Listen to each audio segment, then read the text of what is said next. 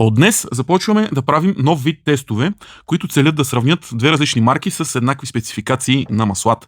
В случая имаме Rove Sunspeed биомасло и обикновен кастрол. И двете масла са вискозитет 5230. Целта на този тест е да тестваме вискозитетния индекс на маслото при студено време. Какво ще рече това? На разбираем език казано, течливостта на маслото при студено време. Сутрин, когато запалите автомобила си, според вискозитетния индекс на маслото по различен начин се качва да омасли най-горната точка на двигателя, а именно главата. Именно сутрин при студено запалване най-големите износвания на двигателя са именно тогава. Затова е много важно да подбирате правилните масла. Да се върнем на теста.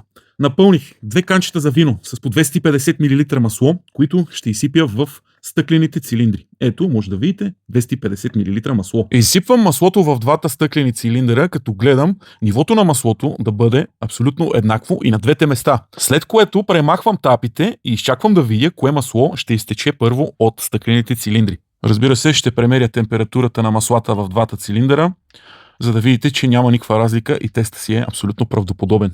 Сами може да видите, маслото на Rove е доста напредна, но то е нова технология и определено си струва пари. А за всеки, който иска да си закупи масла, Реновация БГ или на посочения телефон, заповядайте. На здраве!